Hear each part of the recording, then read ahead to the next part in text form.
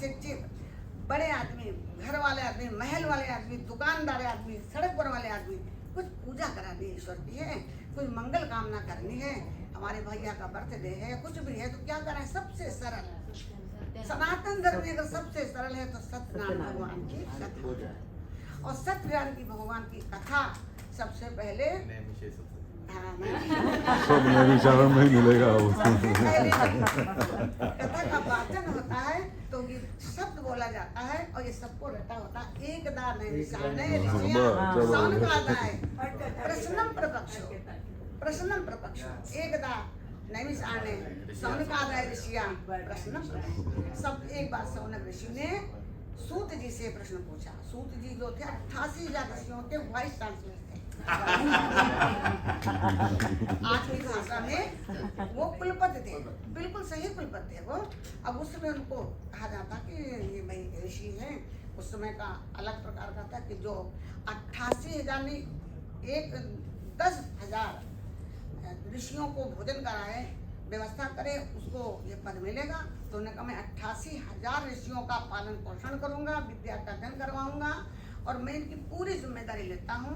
और नैमिषारण्य की प्रसिद्धि शायद ये सब कोई व्यक्ति नहीं जानता हो। अच्छा वो कौन सी नगरी जहाँ पर 88,000 ऋषियों का सम्मेलन हुआ था।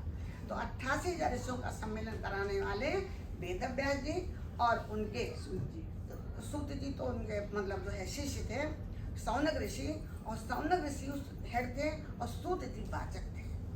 सूत जी उनके शिष्य थे। बहुत 5 उन्होंने शिष्य बनाए।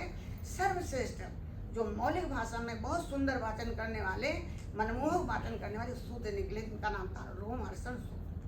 रोमहर्षण सूत जी उनका नाम दिया कि उनको सुन करके रोम हर्षित हो जाता था, तो उनका नाम पड़ा रोमहर्षण सूत जी। सूत जी गद्दी पर बैठे हैं और वो गद्दी पर बैठ करके सत्यनारायण की कथा का वाचन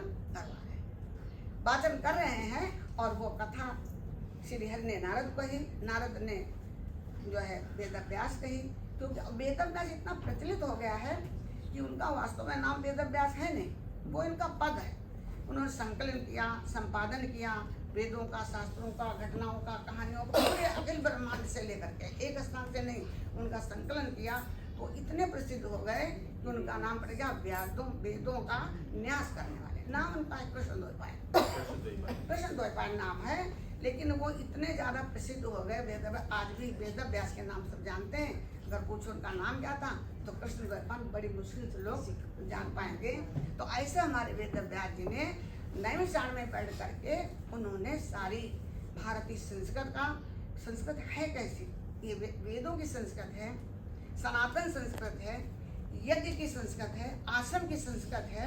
आखिर संस्कृत का हम कैसे प्रचार करें, कैसे भारतवर्ष को नहीं अरे अखिल ब्रह्मांड में हम श्रेष्ठ को कैसे रोकें। तो उस जो संस्कृत है उसको सारे विश्व में प्रचार करने के लिए उन्होंने वेदों को 5 शिष्य बनाए और जगह जगह पर उसका प्रचार कराए। मुझे पूरा विश्वास है कि जब आप इन कहानियों को पढ़ेंगे कि बहुत सी कहानियाँ छोटी छोटी करके हमने इसको प्रश्न में एक कहानी जो लिखी घटना वो अपने में पूर्ण है, कोई घटना दूसरे पर आधारित नहीं है। इसलिए कि जब मैं ये लिख रही थी तो मुझसे भी उसमें बहुत लोगों ने, कुछ पत्रकार भी, कुछ विद्वान भी, कुछ महिलाएं भी, क्योंकि अब हम तो शुरू से लेक्चर रहे, बाद में प्रिंसिपल पद तक होकर के रिटायर हुए। भाई अब तो आप रिटायर हो गए, अब क्यों लिख रहे हैं, क्या लिखने का उचित है।